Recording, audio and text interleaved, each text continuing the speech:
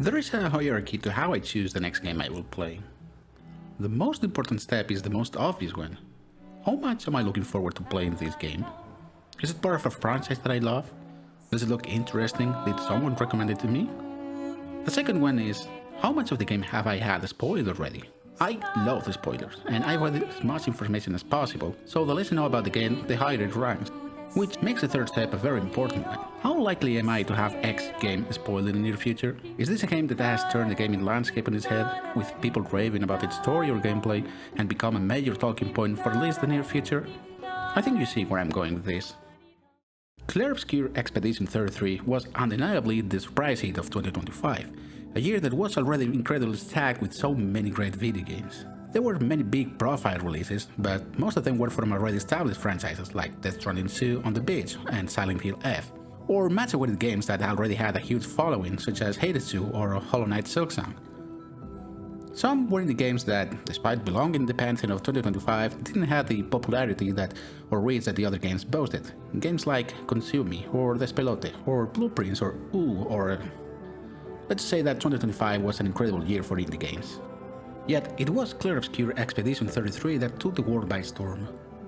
From its outlandish style and wondrous locales to its classical influences of turn-based RPGs, the game already raised some eyebrows in the months prior to its release. There was some attention, but no one could have guessed just how...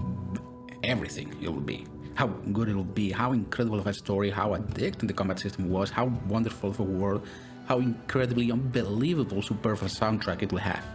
And when a game of this caliber achieves maximum acceleration, it is no wonder how everybody wanted to talk about it. For months I've had to dodge and avoid the work of many of my favorite writers and video essays, being extra careful and tuning out whenever the game was mentioned out of fear of even a single frame spoiling a major boss fight or the ending. So you can see why I had to turn away from my backlog and catch up with Clair Obscur Expedition 33 as soon as possible. The risk was too high. My goodness, am I glad I did. Can you imagine having such a game spoiled? I would have been livid. Fortunately, I managed to make it to the end without a single peep and got the full intended experience. If you're here, I assume that you've also finished it. I will spoil the whole story, so proceed at your own risk, but trust me when I say that this is a game that deserves to be experienced with a fresh mind.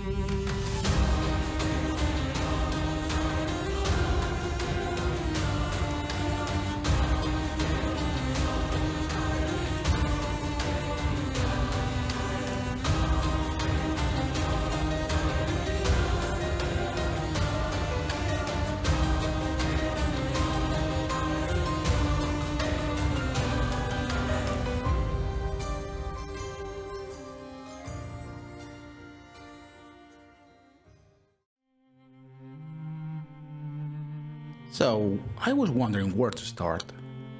The game is packed with many wonderful stories to talk about that it's impossible to choose. What about the gut-wrenching, grief-filled story about what it means to live in a dying world? To finding the resolution to fight against all odds and a terrible power only to realize that none of it matters. That you don't matter. Unless you do, because what even means to be alive? And to be real? Or what about its incredible world building? Its wondrous landscapes, the many mysteries it sets up, the creative force that encapsulates the whole world, the background forces that serve as a canvas in which a great story is painted on. Perhaps I should start with the gameplay, how it managed to bring new life into the JRPG formula by borrowing from such a wide array of games such as Persona or Lost Odyssey, Final Fantasy, Mario RPG or the Dark Souls series. Those are all very important parts of the game, and I will get to each of them eventually. But after finishing the game, getting my ass kicked by the myriad of extra challenges, and diving into learning about its intricacies, I think the best starting point is acknowledging just how unlikely it is that it saw the light of day. Clair Obscur was born from the unlikely union of very talented people, many of whom didn't have much experience with video games to begin with, and were recruited by pure luck by being at the right place at the right time. Even if the right place was an obscure forum about indie game music, and the right time was posting your fan-created songs 1 hour before the creator of the game happened to run into it for the first and last time. That is how Julien, creative director and CEO of Sunfall Interactive, and Lorien Testard, the would-be composer of the game, first met. Or how about the lead writer? Jennifer Sverdlingen, who was initially brought in as a voice actress after she responded to a random Reddit post, only for her to offer to workshop some of her lines and, in turn, create new ones. The history of Clair Obscur is filled with stories such as this, in what can be defined as a small miracle that involved gathering people without much experience and turning that raw creative output into lightning in a bottle. This is where I turned your attention to what was meant to be a review and turned out to be a great mini documentary about the game's creation. Meet Skillab's The Impossible True Stories behind the making of Clair Obscur Expedition 33. If you're here, chances are you're familiar with Skillab. He is famous for doing great game reviews and a weekly news show, as one of the hosts of the FPS podcast, and as of late, as the creator of This Week in Videogames.com. There is this recurring meme among his fans about how he sometimes turns reviews later than other outlets. And with each video, he was massacred in the comments about when will the Clair Obscur video will drop. Well, it landed on June 21st, and what was meant to be a review of the game, it had turned into the story of how about this game came to be, and what a story it is. This is a great video where he weaves interviews with some of the core members that were part of the game and went over how their journey came to be. It is such a great video that I do recommend that you go watch it. After watching this video first, of course. In an era where video game funding is at one of its lows, with years and years of record of layoffs, studio closures, and even a shift of major forces within the industry, it is quite impressive that Clair Obscur broke out of the shell and captured such an audience. Don't get me wrong, Clair Obscur isn't the only great game released in 2025, but being great is no warranty of success. So many factors can play against the game, make it stumble or cause it to be lost within the ocean of new releases that wash upon all storefronts each month. In fact, Clair Obscur was feared to go the same way. The game was released on Game Pass on day 1, in April 24th, 2025. So when Xbox decided to shadow drop the remake of Elder Scrolls IV Oblivion on April 22, many on the internet called them on such a dick move. Why will you bury a game that you have paid to be released for in day 1 on your subscription service? Fortunately, Clair Obscur was able to pull through the long shadow that Oblivion cast, and slowly but surely, the reviews and word of mouth gave the game wings, and it soared. By the end of summer, even I, who was actively avoiding the spoilers, could understand that this game was incredibly special. Sure enough, come December and the game will be crowned as Game of the Year and set the record for sweeping pretty much every category it was nominated in at the Game Awards. It is around this time that I began my expedition. I got the game in early January as a Christmas gift, and have put about 45 hours into it at the time of writing these words. It was an amazing journey, and I am genuinely happy that I got to experience such an amazing video game, because it is everything I look for in one. Video games live in this weird conjunction between product and art. It is a digital construct engineered to garner attention with the main objective of earning money, allowing its creators to repeat the process. Yet, crack the shell and inside you find the work of many artists who have poured their souls into their creations with the objective of creating something that moves them. It is a delicate balance to strike. Sometimes the shell is too rough and makes it impossible to appreciate the interior. Other times, the yolk is rotten. Clair Obscur is an incredible omelette, or a Fabergé egg, or whatever. This analogy is a bit weird.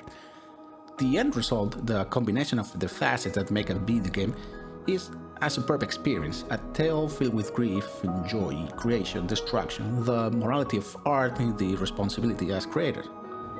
But above all, Clair Obscur is a tragedy. From minute 1, it is apparent that this world is filled with grief. Melancholy and anticipation are the core emotions that permeate Lumiere as we first see it. The opening cutscene shows us this wrecked city clearly inspired by the real-life Paris, including the shattered Eiffel Tower on the Arc de Triomphe, two of its most significant landmarks. Despite the clear destruction, there is life in this world, a resemblance of normalcy. The decorative flags lining the plaza, a rooftop filled with flowers. And in the distance, looming, is a strange monolith with a giant number 34 displayed for everyone to see, including us, the player. You know from the title that the game is called Expedition 33, so it is pretty clear from minute 1 that the number in the distance will change at some point. But how and why? The setup for Clair Obscur is incredibly effective, and by the end of the introductory sequence, after finally seeing the number 33 being plastered by the painters, you are met with many things, but particularly a sense of loss, of camaraderie, of duty, or sympathy. You've seen what the Gommage entails, what grim fate awaits for Lumiere's inhabitants. Now it's your turn to sail across the sea towards the continent, to seek the paintress and put an end to this cycle of suffering for those who come after. As the saying goes, thunder always comes after lightning. While we're still roaring by the unexpected loss at the end of the sequel, we are blindsided by the lightning that follows shortly after. At a beach, mere moments after setting foot in the continent, disaster strikes again at the hands of a man who is old in a way that the characters haven't seen in many years. But you still have a mission to complete, so we continue. While the expeditions are styled after some sort of military institution, pretty much militia, all members are volunteers. Each step they take north doesn't come from an obligation but from dedication, the will to help create a better world, to add to the road that will ultimately lead to the salvation of Lumiere and their world. And what a world it is. I'm going to make a weird stop here to divert us on a different road, one that will loop back as to this very same place, I promise. Clair Obscur's narrative is divided into 3 acts, but the brunt of the payoff, the resolution and answer to its core mystery, is heavily lopsided to that third and final one. The road to it, the first 2 acts have very different tonality and structure, which the game is aware of, but because most of the weight is on the punchline, I want to take a moment to talk about this setup first. That's right, it's time to talk about the gameplay. When the game was announced, the first thing that grabbed people's attention, besides the game's striking visuals, was that this was a turn-based RPG, which has become a rarity in the past decades. I remember I was there, and before the story and the music became the main selling point, people celebrated the return of the system. And what a return it was. Clair Obscur did bring some new elements to the formula, and a year past its release, I think it's fair to say that it has modernized the turn-based RPG style of the gameplay. The saying goes, a good artist borrows, a great one steals. And let's just say that Soundfalls are great artists. Yes, most of the general mechanics they implemented were already introduced by games 10 or, and I can't believe I'm about to say this, 30 years ago. Dodging and parrying, Super Mario RPG for the Nintendo 64 already used similar mechanics in 1996. Perfect inputs for extra damage, Legend of the Room for the PlayStation 1 had them back in 1999. Shooting with a gun, Persona 5 says hi all the way back from 2016. Having to fill an AP bar to use equipped attacks? Meet Chrono Cross, also from 1999. And yet, it is in the superb way that Clair Obscur combines all these elements that elevates the good to the great. Probably the most controversial element is the parrying and dodge mechanics, and how prevalent they are, particularly towards the later parts of the game, and especially for the post-game content, where you are toasted if you don't channel your inner Sekiro. I have seen a fair share of criticism towards them, which is fair, but it's hard to deny how well it was implemented. Dodging is easier, has more leniency, but it does not grant any AP. Parrying, on the other hand, does give 1 AP per successful parry, and if you parry all attacks in sequence you get a very powerful counterattack. But the timing is much more strict and enemies do a lot of damage, so it's high risk-reward. But the single best improvement to the gameplay that Clair Obscur introduced isn't even an element you have control of. It's the camera. From a single attack to the largest and most menacing skills in the game, Clair Obscur has found a way to use the camera itself to add more to each blow, to make each parry feel satisfying, to add style and flair, while also signaling with, generally, good precision when a hit is coming. One of the reasons why game moved away from the turn-based JRPG formula was because it was easier to add dynamism to the movement, to make the character's actions feel more compelling by transitioning to, well, action games with more direct control of the characters. Clair Obscur feels like it has found a new path for the typically static JRPG battle system, one that with some fine-tuning I can see it redefining the entire genre. Now, moving away from the battle system but still focusing on the camera, there is one more thing why I feel like Clair Obscur managed to resonate with so many people. I hesitate to use the word cinematic due to the baggage it comes with, but it is the best way I can describe how the game feels during its cutscenes and when the characters interact. There is this ebb and flow, how natural a lot of these scenes feel, and at least to me the camera was a key part in how invested it made me into everything the game had to present. from the incredible story to the minute interactions between this contradictory mix of bleak and cheerful protagonist that we journey with, which does deserve praise all around considering the game development circumstances. Clair Obscur is a good-looking game, but it can be a bit jarring in places, in some animations, in the lip-syncing or visual glitches. That is to be expected since the game had a much smaller development budget than what we're used to seeing in recent years. While the game director didn't want to disclose it, they are directly quoted as having had a budget of less than 10 million euros, which is immensely tiny compared to today's standards. And what Sandful was able to accomplish with it is nothing short of a miracle. They cut every corner they could, and the end result still shines with a very particular light and flare that has captivated millions across the globe.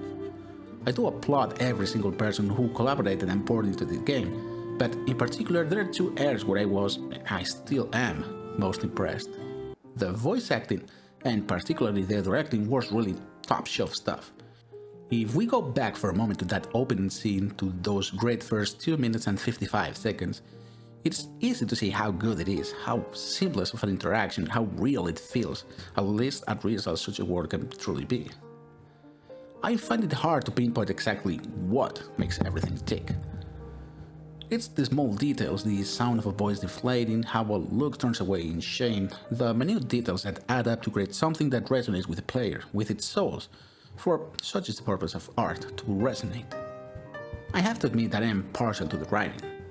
One of the things that captured me right from the beginning was the wonderful world building. What is a Lumina converter? What did all their expeditions look like? What is a Nevern and where did they come from? Why have the cruelty of having a giant counter of doom looming on the horizon for everyone to see? It takes restraint and it takes care to depict such a brute stroke and not turn it into the forefront of the whole game. There were so many routes for the game to pick, but it took precautions to ensure that all those disconnected elements still found their way into the light, should you choose to look for an answer. The world is a place that feels both surreal and lived in. A wondrous location that begs you to explore it and unearth its secrets. Curiosity is the best card that the game plays, from the moment you throw rocks from a rooftop until you lie in front of the paintress.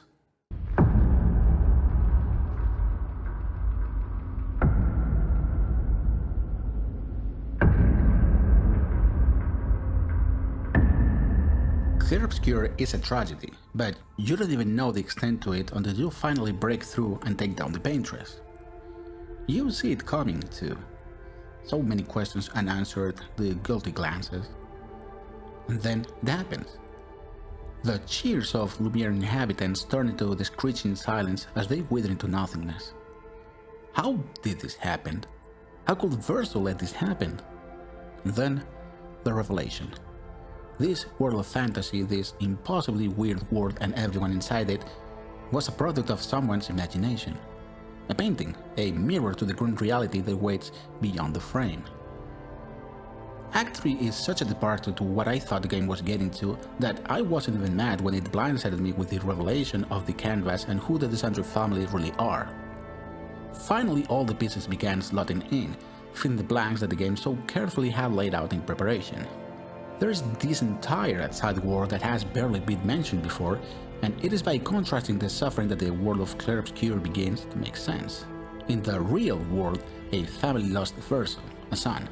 Alicia, a daughter, was terribly scarred, and Aline, a mother, grieved without respite. And so she jumped into this painting, the one that Verso made when he was a little kid, the last remnant of his essence, and infused it with her powers to recreate the family that she lost, in all her generosity and cruelty. She left behind a grieving family, a husband, Renoir, who couldn't bear watch his wife throw away everything and leave her family behind, and another daughter, Claire, who had to grab the family reins in the absence of both parents. That's it, a single family, a single painting.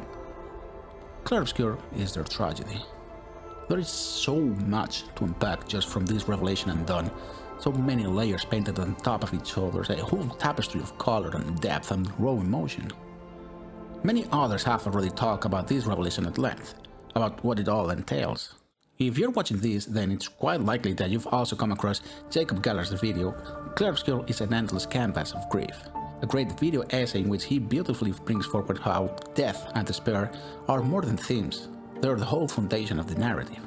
He also makes an observation that I very much agree with. Clair Obscur has one of the best third lines in media.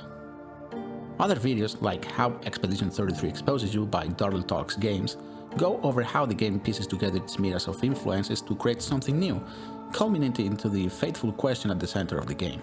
I am particularly fond of his video because, as he mentions, it is mostly him gushing about a great video game, and while he does tie everything up in what is supposed to be a proper essay, I found that most of my thoughts on the game reflected in it. Daryl also talks about the artistic influences of the game's art design, which I admit has been a fascinating thing to read about. Not only does it make sense that a game that features painters as the de facto gods and creators of the world will emphasize artistic trends of the real world, it is a genuine treat learning how well they are implemented.